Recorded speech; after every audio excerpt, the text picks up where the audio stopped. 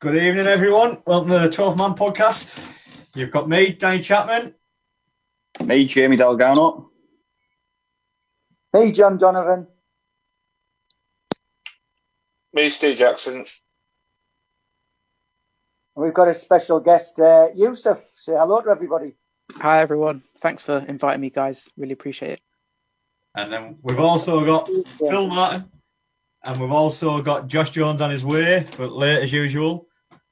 So, like I say, this week we've got a special guest, Yusuf. You all right, Yusuf? Yeah, not bad. Thank you very much. Really looking forward to this chat. Haven't seen a lot of your faces or spoken to you for a while, so should be good. I don't think we've seen since you joined us up at the top of the North Stand, actually. Yeah. That seems a long feels like time ago now. Feels like a long time ago, but yeah, definitely miss it. So, lads, how's everybody been this week? It's been a long week, hasn't it? Just, it's great that the football, there's dates for it to come back. I know the Borough played a friendly today, I know we'll touch on that later. But this week on Saturday and we're back, that's all I keep focusing on. Get these next 2 weeks out of the way at work and on we go. Steve, everything been all right with you? Yeah, well, it's been a bit of a drag, hasn't it? Because everybody knows the football's coming back, so everybody's just like counting down the line, really. But yeah, just catching up on the news. Obviously, I'll go through the news a bit later. But yeah, lots of things been going on. And JD?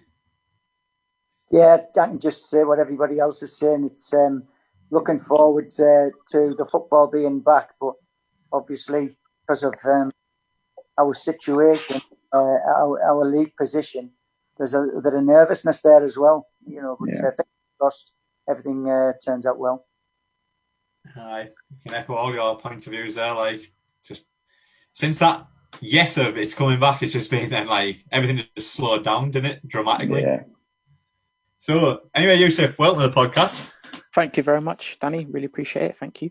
So you are quite well known actually now between the Borough fans, South Stand, North Stand, home and away. Yeah, no, it's quite surprising, really, because it's quite surprising because it wasn't something that I planned on becoming, becoming sort of quite well known. But it's nice, the majority of it is positive, so that's good. So no, I quite like all of the all of the love from the fans, definitely. You put some miles on the clock, don't you, Yusuf? Sorry? Obviously, I said you put some miles on the clock, don't you? Like, obviously, for us going to a home game, 10-minute journey, 15-minute journey for yourself. What does for a home game? What does it look like for you? Like, what time do you have to get up? What time do you have to set off? Well, it depends on the train. Cause what happens sometimes on the trains is they have like train work, so it takes a lot longer than usual. But on average, I'd normally wake up at like 6 a.m, then obviously shower, brush my teeth, have breakfast, get dressed. Then I've got to go from Wembley to King's Cross. Then I've got to take the train from King's Cross to Darlington, and then wait for another train from Darlington to Borough. And then I walk from the Borough station to the ground. So it's a nice routine. I quite like it, to be fair. Because I can just chill. I can get my headphones on, listening to a bit of music, and just have a bit of chill time. And the journey is a lot quicker going home after a win. Definitely. If we've lost, and that journey can feel like 20 hours. It can be awful, but after a win, the time flies by.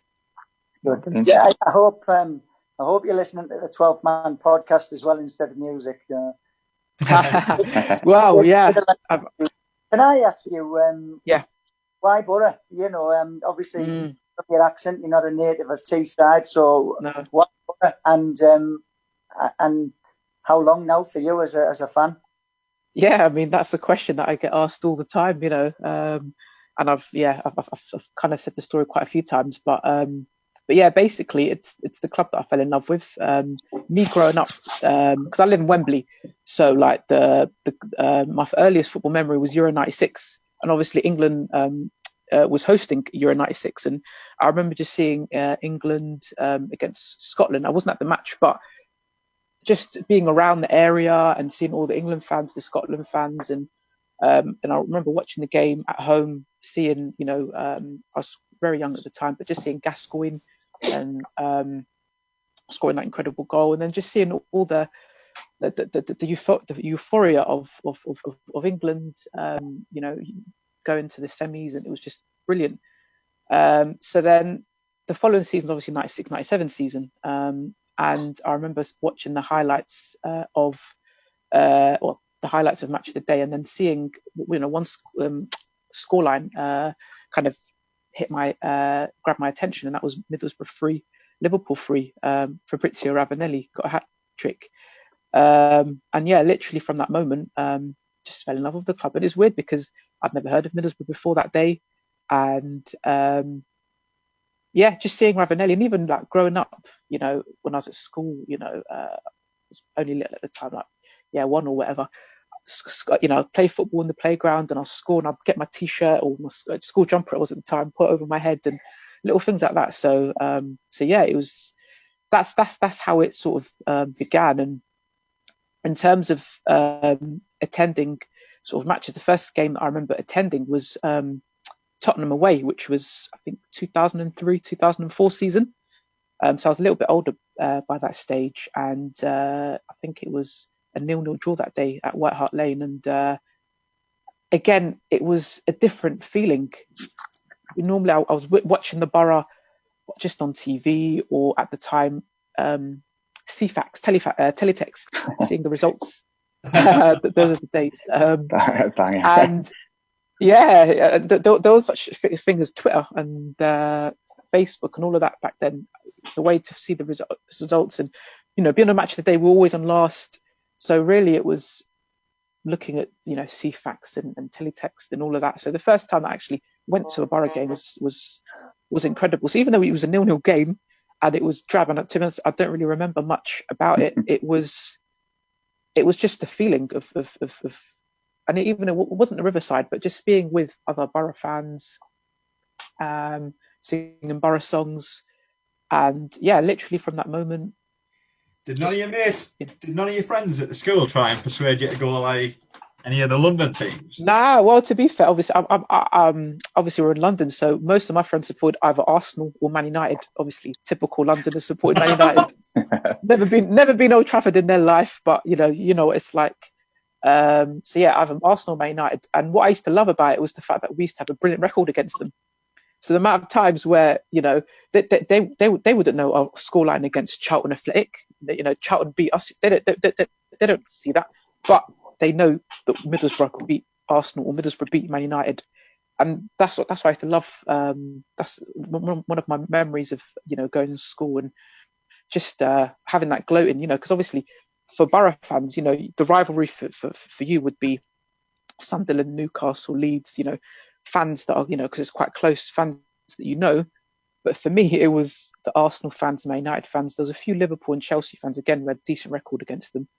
So yeah, those are the games that I used to love, and I was so grateful that we have a very good record, or had a very good record against them.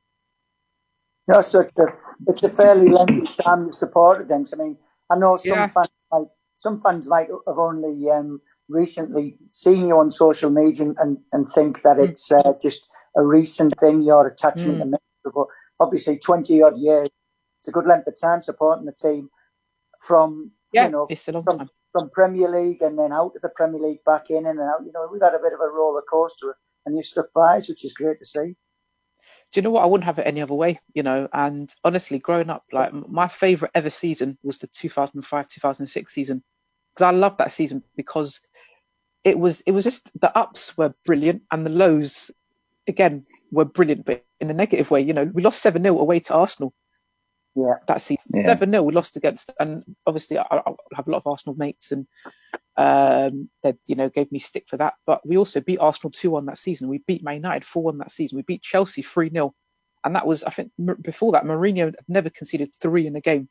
We, you know, then we lost 4-0 against Aston Villa at home, and it wasn't Aston Villa with Ashley Young and Agbonlahor. It was Ashley Young with Luke Moore. Luke Moore got a hat trick, you know. So. You know, and then of course the UEFA Cup you know. And then of course people also forget we went to the FA Cup semi-final. Oh, Chris Riggett missed an absolute sitter. Chris Riggett missed it, but he made up for it a few days later. He made up for it a few days later, you know, in the Stour game. But he missed a sitter. He had to score that, but you know. I bet you were buzzing when you seen the charity game or getting organised for next year. Absolutely buzzing. From your first memory of Ravenelli to your favourite season of 05-06. I know. I'm the news today. Jimmy Floyd Hasselbank is just it's just getting better and better. You know, because I thought, you know, at the start when Mikael Beck put it out there, I thought, it's not really going to happen, is it? It's just talk, but it's actually happening. It's actually happening, and I'm so some big names as well. Some massive names. Even Paul Merson. I didn't expect Paul Merson to put his name forward. I thought, he's Sky Sports. He's too, you know, he's well known. He's, you know, because all the other people, they've kind of gone off, you know, the face of the public eye. Whereas Paul Merson's still in the public eye. He was in the ITV documentary Harry's Heroes recently. He's in Gillot Saka Saturday, you know, every other week as well. So it's just brilliant. It really, really is. Yeah. Did you manage to get to many European nights then at the Riverside? No, unfortunately, I missed it because that was the year that I was also doing my exams at the time. So I couldn't make any of the European nights that season, unfortunately. But I remember watching I on ITV, and it was just fantastic. And I know it wasn't the same as being there, but like there was things that I remember seeing. Like I can't remember if it was after the quarterfinal or if it was after the semi-final. I remember ITV was interviewing Macaroni and Hasselbank on the pitch, and I remember just seeing Hasselbank kissing Macaroni on the head and said, "I'll love this man till I die." And even to this day, you know, 14 years ago, I still remember it. You know, Hasselbank kissing Macaroni on his head, and it's small things. People think, it's just nothing, but small things like that, it's like. It's a thing we were discussing it on last week's podcast actually about like the way that Mickelbeck's like just trickling the names out. It's just bringing back little memories for everybody. It does. So like obviously when he announced Jimmy Floyd on Saturday, I'm thinking, remember the goal at Man City?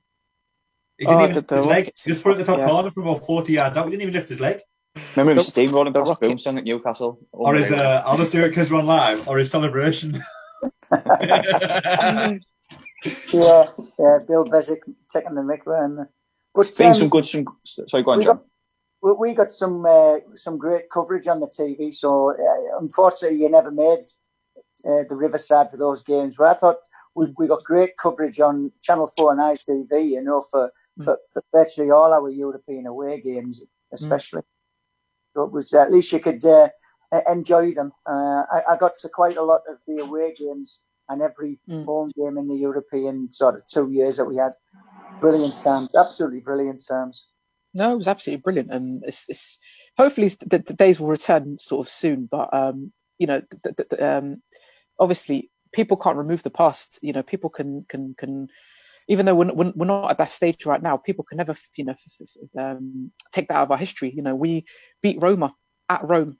People forget. You know, we beat Lazio at home. We had some incredible European nights, you know, and it's just a shame that, you know, it ended the way it did. But it's history, you know. People can never take that away from us.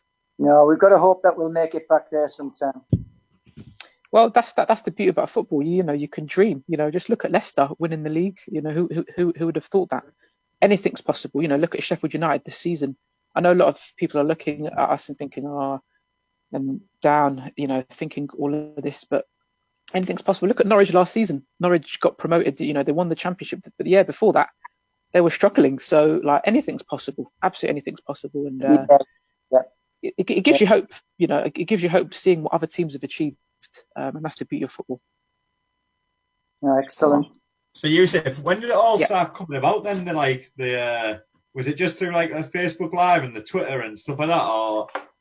Well, it was probably Borough Fan TV was the first time where people saw me. And I remember it was Wolves away, first game of the season, and because what I normally do after a match is I normally go to like the main entrance and see where the players when they go to the coach. So I was on my way to the entrance, and I remember seeing Guesty, and Guesty sees me in my Tony Guesty sees me in my Borough kit, and he shouts me over. He goes, "Excuse me, mate." So I look over and he goes, yeah, do you want to have an interview for Borough Fan TV? I was like, yeah, sure, no problem. And then had my interview at Borough Fan TV. I looked quite similar to how I am now. I had a bit of a beard and an afro, and people liked it. I had some fantastic like comments on YouTube and Twitter. And then after that, I became a regular on Borough Fan TV, and then I started to have Twitter, Instagram. And then, yeah, people started to see what I did, and then people liked what I was doing, and they started to tell me, oh, you should do your own things, and they started to tell me do vlogging.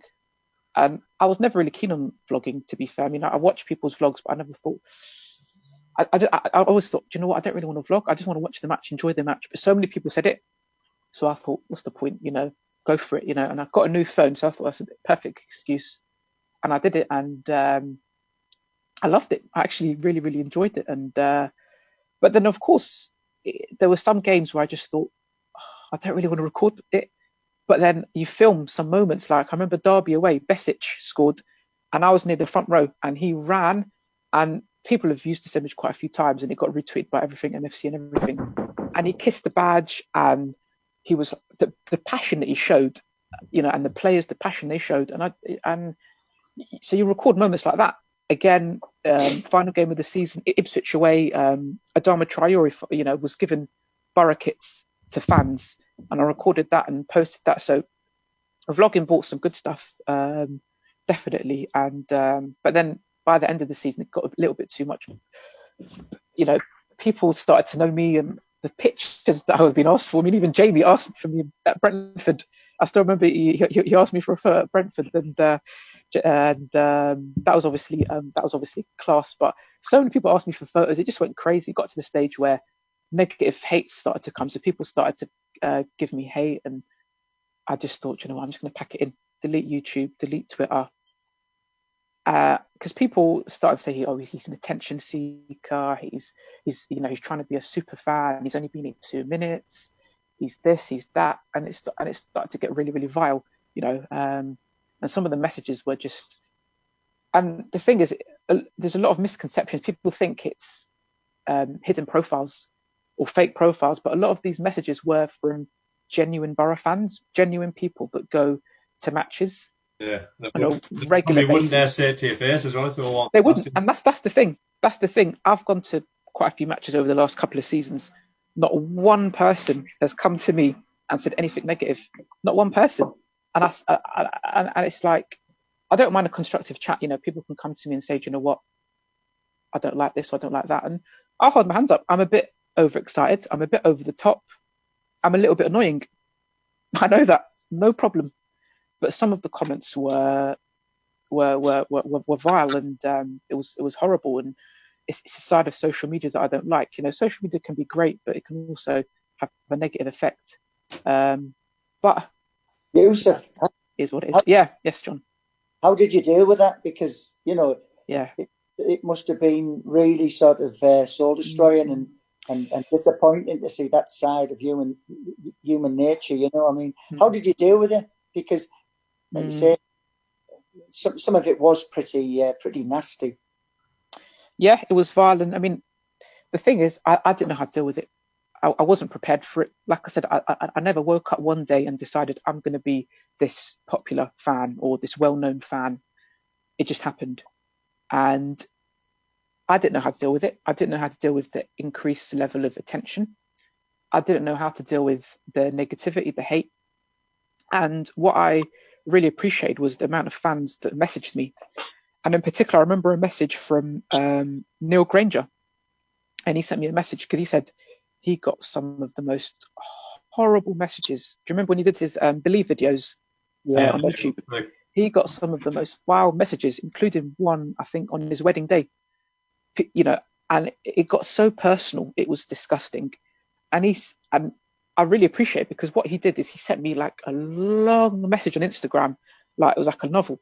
And he was saying, ignore them, you're brilliant, you're a great guy, just ignore them. They just want, they just want a reaction and all of this. And that's the way that I dealt with it, was people being very, very, very nice, being very, very positive. Even Mado put a tweet out saying, you know, I should come back on Twitter and come back on YouTube and all of that, and that was obviously very, very nice. But again, how do you deal with it if it wasn't planned? Yeah, it's difficult, isn't it? Because, you know, I mean, you're doing it for a bit of fun. Yeah. A lot of people enjoy it, look forward to it.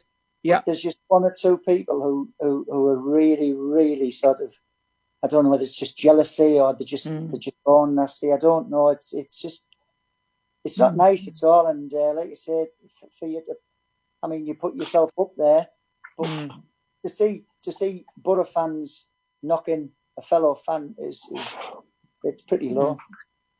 Yeah, I mean, that's the thing. I mean, I hear people say, you know, they're jealous, but I sometimes think jealous about what, you know? And even to this day, you know, I still get a few messages, sometimes not even directly to me. It's like little digs, you know, where it's obvious they're talking about me, but they won't mention me by my name, or people will mention my name, but not like put my Twitter handle or whatever. And it's just, and I just sometimes wonder, you know, a lot of these people that they don't know me, the people that have met me that know me tend to say good stuff about me. So I take a great heart from that. The people that have said negative things about me, they've never met me. The mad thing is, Yusuf, I bet half of them have asked you for pictures and stuff in away games, and yeah, but I bet there's a lot more positive from Borough fans than there is negative. I've seen you loads of times. Every time you see where matches bouncing about and that, and there's always people coming over you and that. And yeah, I mean, but that's the thing. That's the thing. Lots of people have said it. You can get 99 out of 100 positive messages, but it's that one message that kills you. Yeah, you hold on to that, and like I was getting so many, you know, nice messages after certain games, and but it's that one message that I get, and it's like I ignore all the good ones and I just focus on that, and it can drain you. It really can. It's like you say, I don't know if you listen to our podcast after the week that you actually, the weekend that you spent up the top of the North Stand, the game. I can't remember what game it was now, but we were all saying like how much energy you bring. Yeah. And stuff like that. We're like, how can people slate that? End of the day, you're just a fan that wants to go there, show the passion, and do something you enjoy. And it's like you just said that you started that up because people asked you to start that up. Of course, we've got Cass Sykes has put a comment on the Red Army page where we're live. Just saying, stay true to yourself. Ignore the bloody haters. You know, just ignore them. Like the chap was just saying there, the energy that you bring when you're with us is brilliant, very infectious. I mean, you know, we can see you in the corner in the south stand. We can see you from right in that next to that corner flag. Right to that corner flag. Just keep doing what you're doing. And I know it's easy for us to say, but like Kath says, Kath says, ignore them. Yeah, Kath's great. I mean, every time I see her, every away game, she always comes to me and she always says the same thing: ignore them, be yourself, be happy, you know. And I really appreciate that. Like, literally every single away game that I see her, she always takes time to come to me and says that to me. And small little things that, you know, people don't realize it can make a huge difference. It's better to be nice than just, you know. And if someone doesn't like me, I'd rather they just don't. You know, it's the point wasting the energy. Just if you don't like something, don't acknowledge it. Yeah, don't acknowledge it, and that's the thing. People don't have to follow me. They don't have to talk about me. They don't have. But then, when some people follow me, or even people that don't follow me, they'll still talk about me. They'll still mention my name, and it's like, what you know, what have I done? Like nothing, absolutely nothing. But anyway, when you were on the YouTube channel. Did you get anything like that? Like, I know you with the George Friend incident, didn't you? I got a few things like that. There was a few comments that was Rhapsody there with the way the lighting went on his face. I got a few things that were said. Nothing personal. Mainly, you know, like I talked rubbish, didn't know what I was on about, things like that. But I don't really care what people think what I say. I just say it. You lads know. I don't write it down. But that's one thing people said. I write stuff down, ready to say it. And I'm going to write stuff down that I do say because half the time I talk crap anyway. So, yeah, I see what Yusuf says. I mean, I met Yusuf through Borough Fan TV, so I've known Yusuf for a few years now. He's been the same lad that I met back then. So he's one of the most down to earth people you could ever meet. And he's such a good lad to talk to, and he's so knowledgeable. You know, all these fans that say he doesn't know what he's on about, he doesn't know the history of the club. He's only been here 5 minutes. Just have 5 minutes with the lads. He really knows his stuff, and he's got such knowledge about it. And he's so approachable, and he's just a nice lad. So the crap he gets is just not on really. I did that YouTube channel. I did it once, and I just kept getting called Gary Monk. So. Gary Monk, I remember that one. So, yeah. Is that why you give up then, Dally? Hey? Is that why you give up on it? Because you got called that? Yeah. I used to like Steve's interviews, mate. I used to always like listening to Steve's interview. He loved it. He loved it, didn't you, Steve? I just love talking about Borough. It's my passion, it's my love. So. And then you got some Mollies on there, didn't you, that didn't know what they were talking about? Oh, some of the Wallies that used to go on. I used to just be the one in the background, smashed, seeing the cameras, shout a few Borough songs and walk off. Yusuf, I'm telling you about the Borough match after a away game, being on the drinks and say, no chance. Yusuf had some more comments just on the Red Army Facebook. So we've had Lofty, Chris Lofthouse. So on the flip side, he saw a photo of you and asked who his mad passionate fan was, and he had loads of replies saying, "If you don't know who that is, are you even a Borough fan?" We've had Jack McDonald learn to use the criticism as fuel, and you'll never run out of energy. Maybe that's where most of your energy comes from, Yusuf. People again got Jack Hunter, shocking to hear. Tough to understand how someone who brings so much positivity around the club can still be hated. Some real positive messages there, So just take them. It's there is a lot of love for you out there, Yusuf. Well, no, there is, and I really appreciate it. And I like I said, I get so much positive messages, people on Twitter, Instagram, face to face. But like I said, that one message, and it's a psychological thing. That one message, it just gets to you. It really does. Yeah. No, good. I appreciate that. Today, Yusuf, on Twitter, there was obviously Middlesbrough FC and 32 Red asked for who the number for fan of the season. And reading through it all, it was Yusuf. So you have made you have made a lot of friends and a lot of people appreciate what you do at the games. You just yourself. You get behind the team. It's good to see. So keep on doing it. Yeah, I mean, obviously that's a surprise because when that came, I saw one. I saw like on my notifications, 3 people tagged me. So I thought, maybe there's a photo of me or something. But actually, it wasn't. It was just nominate someone, and I was quite overwhelmed. I mean, I've got over probably about 100 notifications of people tagging me, and obviously you, John, wrote a lovely message, which is quite nice. But to be honest, there's so many people that deserve it, more than me. Obviously there's any of you guys, there's so many people, any of the Red Faction lads that support the team really, really well. There's Lee Fisher, who goes to so many games. So many names, Nigel Maltby, who goes to so many games. There's Amy Henry, Julie Henry, Kath Sykes. I mean, there's so many people. I could go on and on and on. Rob Nichols. Yeah, that's true. There's so many people, and I don't think it's a competition for best fan or all of that. There's no such thing. We're all the same. Isn't it all the same. I agree with you, Yusuf. There's hundreds and hundreds of people, who are deserving because of what they do and the sacrifices they make. But it was amazing to see all those different people pick out you, and it was just like Yusuf all the time. It was, I mean, it was overwhelming. It must give you a real boost. Yeah, it was very overwhelming, definitely.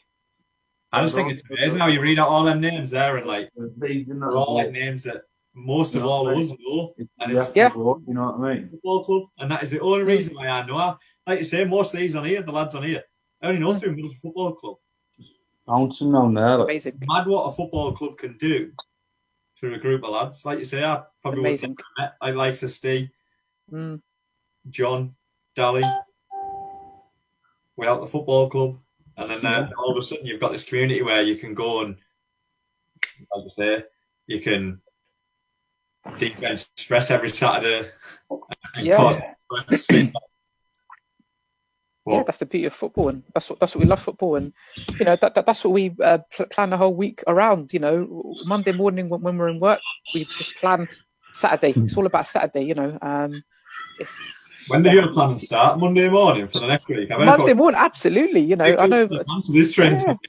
It's one day less. So Monday, I'm thinking, all right, it's a tick off Monday. When Monday goes, Tuesday, just tick off the days, and then Friday night's my favourite because I know I've got one more sleep, and it's the Borough game. So yeah, it's what you love. No, nice one, good. Well, keep it up. Keep on doing it. I bet you love a London away.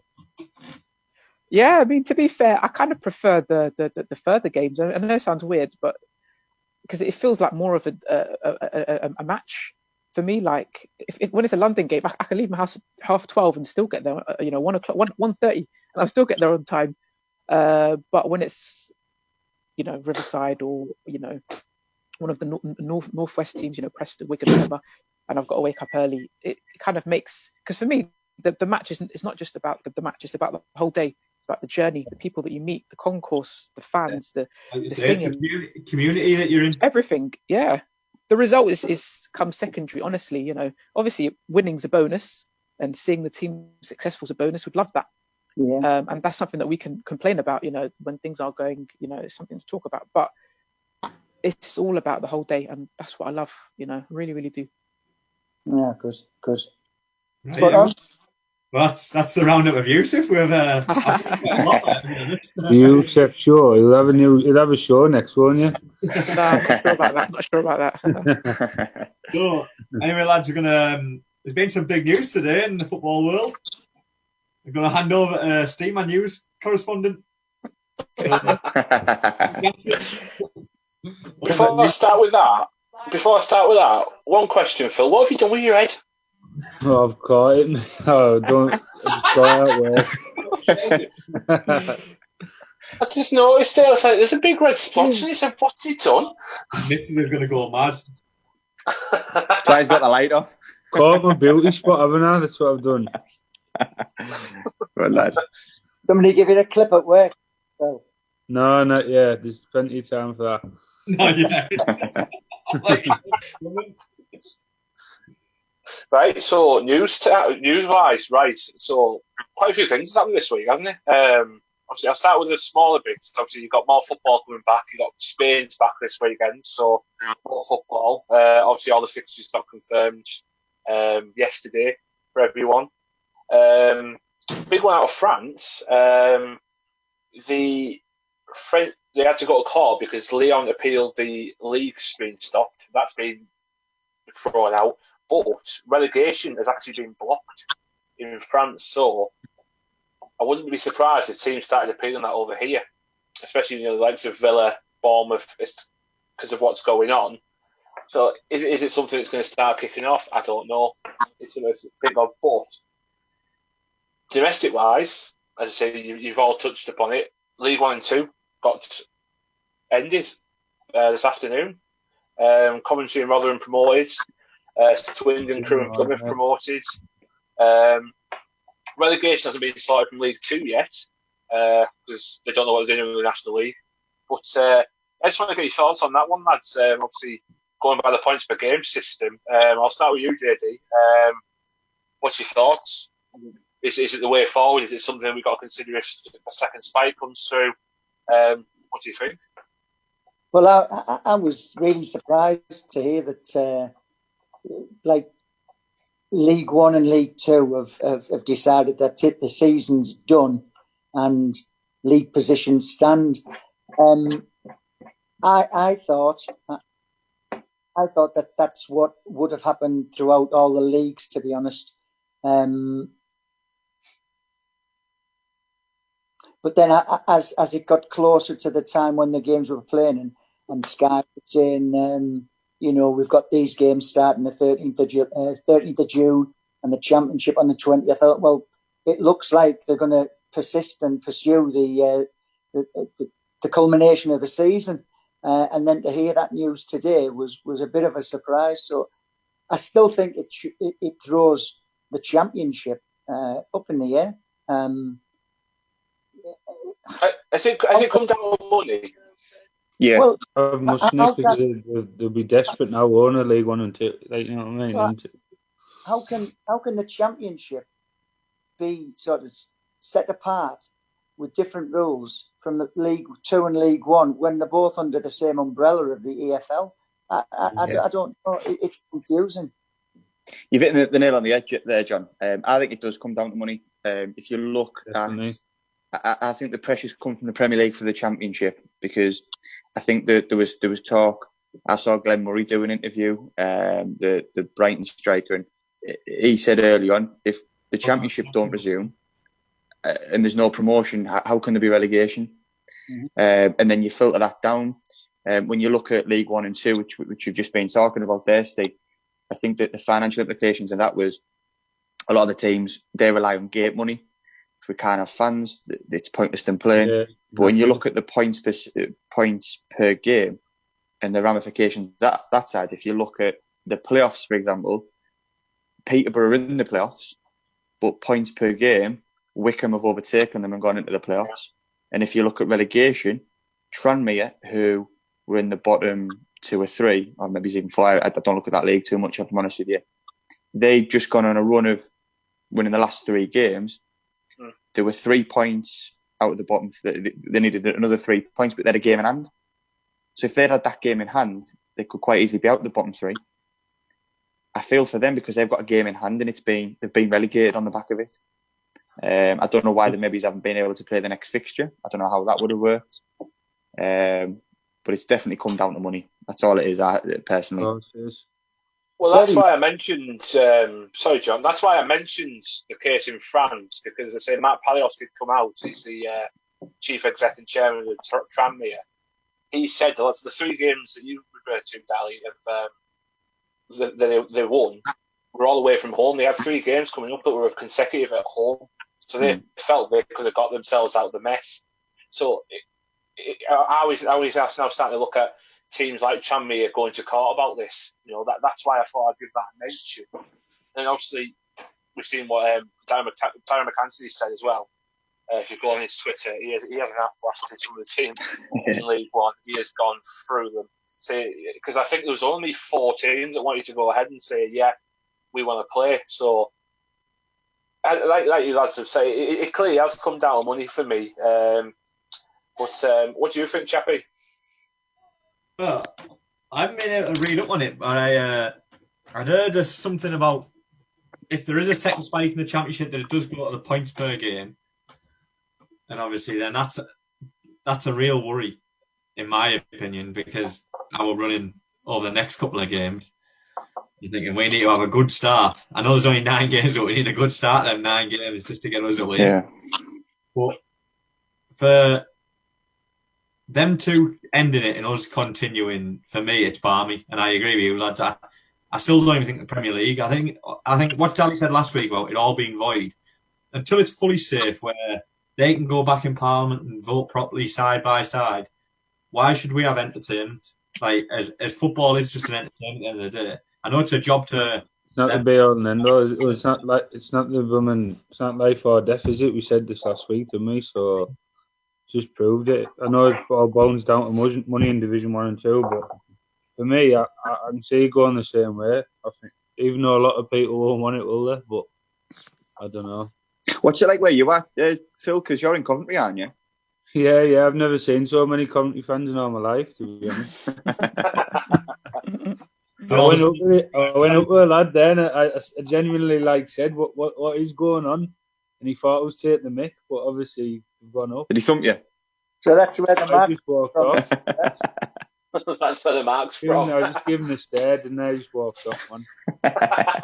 B-side stare. Oh, seriously though, like it's mad, isn't it? But at the end of the day, I just don't think them teams are.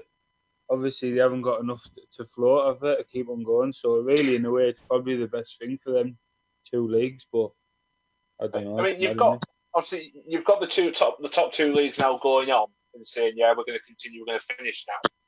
Are we starting to see the EFL splitting? Because we did have like the Premier League and the 3 EFL leagues, but we've now got Premier League, Championship, and the 2 EFL leagues. Are we starting to see the split? And are we now going to see a Premier League 2? Because that's what I think it's coming down to now. I don't see how it's going to work, if I'm honest with you. I just think it's just a glorified championship, isn't it? I'm really surprised out of this that they aren't all. It's the EFL. I'm surprised there isn't someone at the top who said, right, this is the rule for all of you. Yes. If one league goes, if one league doesn't finish the season, you all don't finish. They brought the fixtures out yesterday, though, didn't they? Sorry, Daddy. They brought the fixtures out yesterday though, for us, and then they've done this today. It just doesn't make sense to me. Like, for me, it's the likes of is it Barnsley? I think they complain because they're a team that relies on ticket. I know they don't get many fans. Wigan, another one, don't get many fans, but they rely on ticket gates as well because it's massive for their clubs. And then to say that we can't play League 1 and 2 because to play them games it's going to be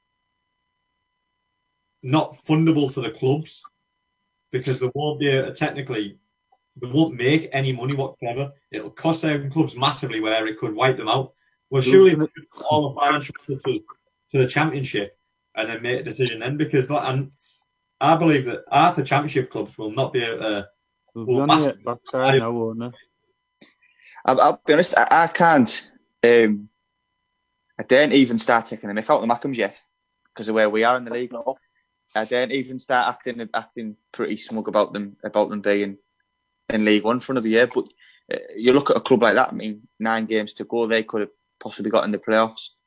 It's going to be catastrophic for someone like Sunderland because if you watch the latest documentary, they had to go up. There'll be more documentaries now than more there. There might not be a club to document on. Like, hopefully not. That's the I'll watch that for free. They said the finish for Sunderland this season was their worst ever in their 120-year history. So you can see how bad it is for them. One more thing for news-wise, lads. I'm going to go to Yusuf for this one. Players have been permitted to take a knee instead of, obviously, because you can't shake hands, to support the Black Lives Matter movement. Obviously, we saw it in Bundesliga. I just wanted to get Yusuf's opinion on obviously the whole movement. Sure. Obviously, as I saw you put yourself something on social media earlier, I did give it a read. I just wanted to see what your opinion was, obviously, on football supporting the movement so much. And is it going to be football's way of taking a front step of pushing this on and changing everything that's going on? Well, I think it's a start. I think something. The good thing about the Black Lives Matter movement is that it's a conversation. It's starting. People are being a little bit more aware of a little history of rather not playing like the race card, because I've heard so many people say, it's playing the race card. The race card kept being played, all of this, but it's a conversation that's starting, and it's clear for centuries, for years and centuries, there's been a clear imbalance towards people of colour, black people. So it's something that needs to change. So it's great that you're seeing different organisations, not just football, but different organisations. Not just black people, because a lot of the time it's not just exclusive just to black people. This black people movement, I think it's everyone is part of it. Everyone needs to educate and find out a little bit more about the challenges and how difficult it is. But in terms of your question, I think it's a start. I mean, it's great seeing Liverpool players or doing the knee, and I think Chelsea players were doing that as well, and a couple of other clubs. And you see all the club social medias, Middlesbrough's Twitter feed put out a tweet saying, Black Lives Matter and all of that. So it's a start. It's a positive, and hopefully things slowly begin to change. Because Gareth Southgate came out and said it has to be the white players that have got to start this. You can't just rely on the black players to say it. Is that something you're fully behind? I mean, us lads are fully behind it as well. Something has to change. The racism in football is disgusting. Obviously, seeing what happened to Sterling, even yourself. Was it good to hear that Gareth Southgate came out and said something as positive as he did today? Yeah, 100%. Because, like I said, it's not just what I hate about social media is you've seen some real negatives. It's not black against white. It's not. It really isn't. It's everyone uniting towards this important movement. And when I'm seeing, it's important black people talk about it, white people talk about it, Asian people talk, everyone talks about it. Right now, obviously, the black people need the support. Another time it might be, another specific race. It's just about supporting the human race at the end of the day.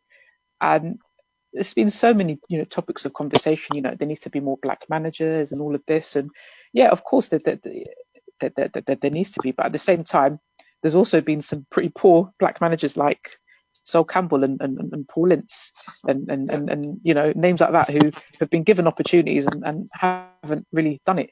But having said that, there's also managers like Darren Moore who did a fantastic job at West Brom. Nearly kept them up, they were dead and buried, nearly kept them up, and then got sacked in the Championship. And I haven't really seen him since, have we? And Chris Hughton, since he's been sacked at Brighton. Doncaster. That's not Brighton. I'm not sure. But should it be at Doncaster or should he be at a Championship club? Rather than going down the leagues, because you look at your Alan Pardew's and your managers like that will constantly be given opportunity, opportunity after opportunity after opportunity. I'm going on a tangent now talking about, this, but I sometimes do that. So yeah, feel free to kind of rein me in terms of what we're talking about. But now I've completely forgot what the original point of the topic was. So do remind me. Yeah, that's what you're on VAT. Come on, John. Important step that Gareth Southgate took, because he's a well-respected man. He's sure very fabulous, and obviously he's in a very strong position being England football manager. So for him to come out and say what he did, I think is a big step. That's it. I mean, yeah, that's it. He's the manager of our nation. He's the manager of our nation, and for him to say that is great, because obviously when people hear, Raheem Sterling say what he says, people say, "Oh, he's black." Obviously, he's going to say that, but when it's the white middle class English manager who has come through, the ranks and has had an amazing career, and he's been quite lucky in the sense that, in terms of his career, but at the same time, for him to come out and say what he has is great. And like I said, it's a movement which I think is important. One of the things that I was dreading was, someone from the club was going to contact me and say, "Oh, can you do something for Black Lives Matter kind of movement?" And it's like, because that's the obvious thing to do. You get the black players, the black fans, and it's not if the club was going to do something like that, it's you get everyone involved. So it would be Woodgate, who's the manager, George Friend, who's the captain. Then you get a couple of black players, you get a couple of fans, you get female fans, you get older fans, younger fans, because it's a whole big thing. It's a whole big sort of community. Everyone needs to be singing from the same hymn sheet. Completely agree. Right, I'll pass back to you, Chappie. Right, well, just a quick one, lads, before we go. Middlesbrough playing a game today against the Geordies. Newcastle, yeah. Should we just say it ended 60 minutes and we won 2-0? 3-2. To be fair, we were 2-0 up, weren't we, with the full team out? So until they made the change, we were actually 2-0 up. So there's a positive to take from it. Yeah, that was it. And then the fact that Newcastle had to tweet out that they beat Middlesbrough and then they stayed first team, even though that we had a little shuffle around after 60 minutes, which is when their goals start to come. Who did you bring on after 60 minutes, like? Friend?